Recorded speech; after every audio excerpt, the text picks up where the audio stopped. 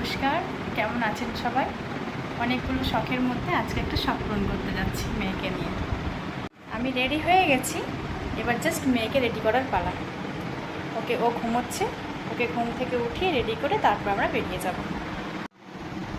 আমি রেডি পুরোপুরি। এই যে জেবাও রেডি। এবার আমরা বেরিয়ে পড়ব। তুলে নিয়ে যাওয়া হচ্ছে, এই জন্য যে কান্না পাচ্ছে, অনেকক্ষণ ধরে ঘুমোচ্ছিল।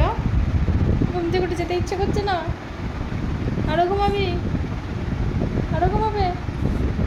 দেখি মুখটা। আচ্ছা, এখন আমরা সিঁড়ি দিয়ে নামছি।